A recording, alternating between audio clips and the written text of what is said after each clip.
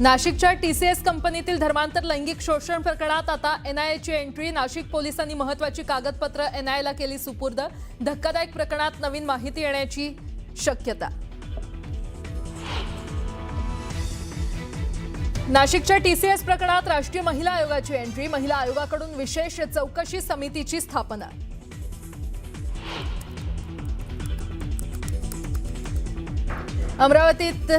अमरावतीतील परतवाड्यातील लैंगिक शोषण प्रकरणातील तो फ्लॅट पोलिसांकडून सील। फ्लॅट मालकाचीही पोलीस करणार चौकशी।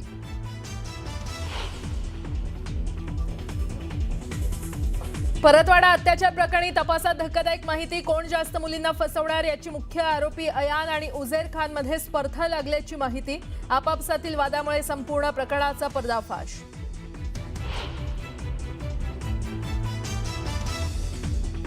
परतवाड्यातील अत्याचार प्रकरणातील आरोपी अयानच्या वाढदिवसाला पोलिसांची हजेरी। केक भरवतानाचा व्हिडिओ व्हायरल। पोलिसांवर काय कारवाई होणार याकडे आता लक्ष।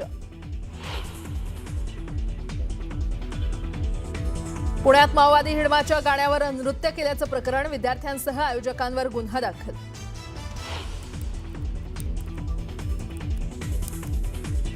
परतवाड्यातील अत्याचार प्रकरणातील आरोपी अयानच्या वाढदिवसाला पोलिसांची हजेरी। केक भरवतानाचा व्हिडिओ व्हायरल। पोलिसांवर काय कारवाई होणार याकडे लक्ष।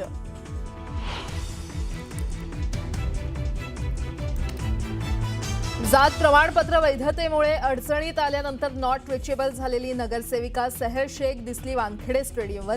गेम ओव्हर म्हणत विरोधकांना डिवचलं।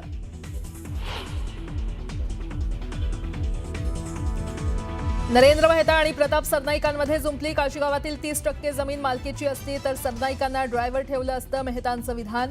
तर मला ड्रायव्हर ठेवलं तर मेहताच अडचणीत येतील असं म्हणत सरनाईक यांचा टोला।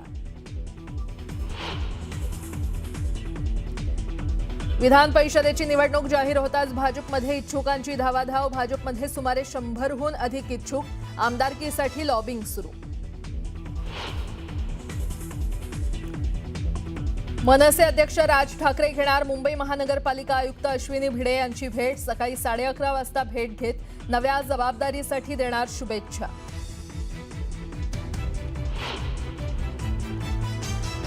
आणि नारी शक्ती वंदन विधेयकासह तिन्ही विधेयकांवर आज दुपारी 4 वाजता होणार मतदान। मतदानापूर्वी केंद्रीय गृहमंत्री अमित शहा सभागृहात मांडणार सरकारची भूमिका। महिलांच्या जागेवर आणि प्रतिनिधित्वावर देखील अमित शहांनी लोकसभेत माहिती दिली आणि याला प्रियंका गांधींनी उत्तर दिलं। 850 का जो आंकड़ा है वो इस तरह से बना है कि काल्पनिक रूप से सोच ले कि 100 सीटें हैं, अगर 33% माताओं को, मातृशक्ति को आरक्षण देना है तो उसमें 50% बढ़ाते हैं तो सीटें होती है 150, और 150 जब होती है इसका 33% करते हैं तो 100 सीटें ऑटोमेटिकली हो जाती हैं। जो 543 सदस्य बैठे हैं इसमें 50% वृद्धि होगी। इसका 33% जब माताओं के लिए रिजर्व हो जाएगा तब 543 की 43 ओपन सीटें होगी जहां पर भी महिलाएं लड़ सकती।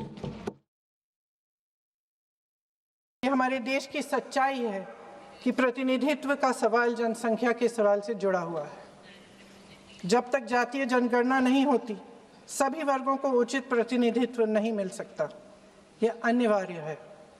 ये सरकार 2011 की जनगणना पर आगे बढ़ना इसलिए चाहती है क्योंकि इस जनगणना में ओबीसी वर्ग की संख्या ही नहीं है।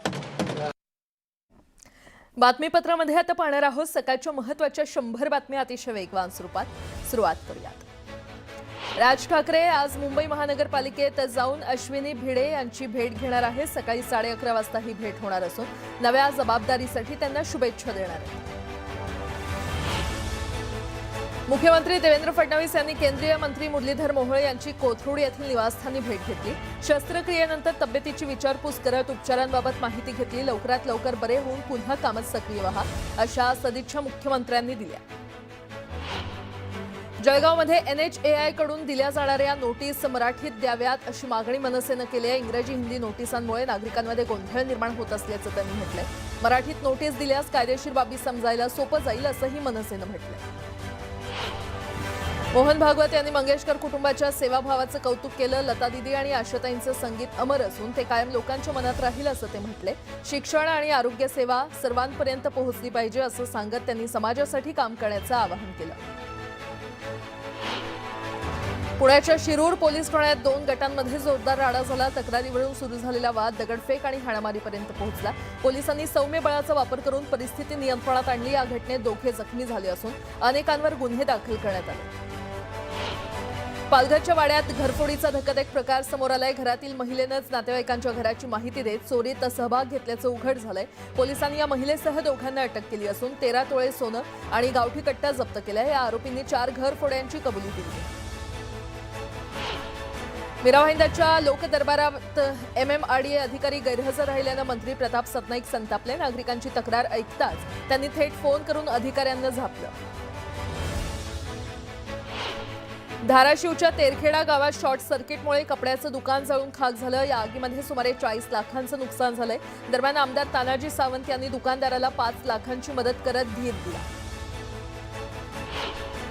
वसईत क्राईम ब्रांचनं मोठी कारवाई करत 505 ग्रॅम MD ड्रग्जसह 2 जणांना अटक केली आहे. या कारवाईत सुमारे 15.95 लाखांचा मुद्देमाल जप्त करण्यात आलाय. संसदेच्या विशेष अधिवेशनात नारी शक्ती वंदन विधेयक सादर करण्यात आलं. विधेयकावर आज दुपारी 4 वाजता मतदान होणार असून आज सादर झालेल्या 3ही विधेयकांवर स्वतंत्र चर्चा होणार आहे. नारी शक्ती वंदन विधेयकावर पंतप्रधान मोदींनी भाष्य केलं. निर्णय प्रक्रियेमध्ये कोणताही भेदभाव होणार नाही. आरक्षणाचा सर्वांना फायदा होणार असं मोदी म्हटलं. नारी शक्ती वंदन विधेयकावरून उद्धव ठाकरेंनी प्रतिक्रिया दिली. 33% महिला आरक्षण तात्काळ लागू करा. डिलिमिटेशनच्या विषयाला तुर्तास ब्रेक लागला पाहिजे अशी मागणी उद्धव ठाकरेंनी केली. SC उपवर्गीकरणाच्या अहवालावरून नवा वाद निर्माण झालाय. अहवाल प्रसिद्ध न करताच हरकती मागवल्यामुळे माजी मंत्री राजकुमार बडोले आक्रमक झाले. अहवाल सार्वजनिक करून किमान 2 महिन्यांचा वेळ द्यावा अशी मागणी त्यांनी मुख्यमंत्री आणि उपमुख्यमंत्र्यांकडे केली.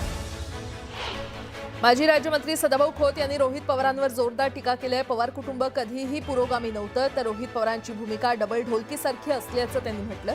एकीकडे सरकारवर आरोप आणि दुसरीकडे प्रचारात सहभाग ही सोयीची भूमिका असल्याचा आरोप खोत यांनी केला. कैसा हराया म्हणणाऱ्या सेहर शेखचं नगरसेवक पद धोक्यात येताच सेहर शेख नॉट रिचेबल आहे.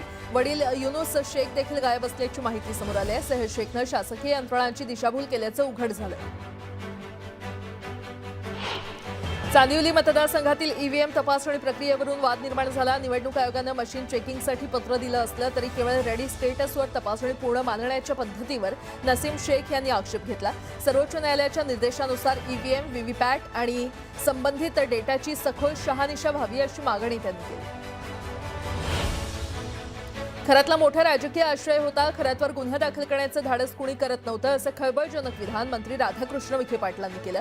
तर शिर्डीतील गुन्ह्यामुळे प्रकरण बाहेर आल्याचा दावाही त्यांनी केला. DIG दत्ता कराळे खरातसोबत मनी लॉन्ड्रिंग करतात असा दावा काँग्रेस प्रदेशाध्यक्ष हर्षवर्धन सपकाळ यांनी केला. तर कराळे जिथे जातात तिथे बोगस कॉल सेंटर उभारलं जातं असा दावा करत सपकाळ यांनी चौकशीची मागणी केली आहे. अत्यंत नियोजनबद्ध ठरवून केलेली अमरावती आणि नाशिकची प्रकरणं आहेत असा आरोप भाजप आमदार गोपीचंद पडळकर यांनी केलाय. जिहाद हा शब्द कॉमन आहे. लव्ह जिहाद, लँड जिहाद, वोट जिहाद आणि कॉर्पोरेट जिहाद, आता त्यानंतर ज्यूस जिहाद हा नवीन प्रकार समोर आलाय. व्हिडिओ काढून ब्लॅकमेल करणं आणि व्हायरल करणं हे सगळं षडयंत्राचाच भाग आहे असा आरोपही त्यांनी केलाय.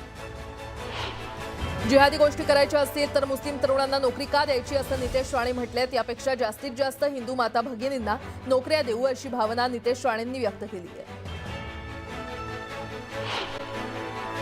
विधेयकाच्या तांत्रिक मुद्द्यावरून मोदींनी काँग्रेसवर निशाणा साधला तर प्रियंका गांधींनी जोरदार प्रत्युत्तर दिलंय. बिल्कुल हम तो इसके पक्ष में ही हैं, लेकिन हम इसके साथ ही हैं, लेकिन हर बार कोई न कोई टेक्निकल पूछ लगा दी इसको और इसको रोका गया. हर बार ऐसी चीजें लाई गई है. हिम्मत नहीं है कि हम 33% महिलाओं के आरक्षण का विरोध कर पाए। वो तो जमाना चला गया, आपको करना नहीं है, लेकिन कहने की हिम्मत भी नहीं है। और इसलिए टेक्निकल बहानेबाजी, ये करो तो ये, वो करो तो वो, डिगरा करो। अब देश की नारी को नहीं समझा पाओगे। ओबीसी वर्ग की बात कर रहे थे कि हम बाद में ही देख लेंगे इसके बारे में। ये हल्के में नहीं लेना चाहिए अध्यक्ष महोदय, ये बहुत बड़ी संख्या है, एक पूरे वर्ग का परिश्रम है, एक पूरे वर्ग का संघर्ष है।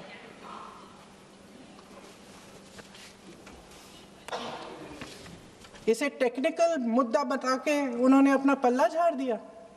हम इनकी मांग कर रहे हैं, हम इनकी ज़रूरतों को आगे कर रहे हैं, हम कह रहे हैं कि इनको भी अपना हक मिलना चाहिए, और प्रधानमंत्री जी ने उसको एक टेक्निकल मुद्दा बता दिया।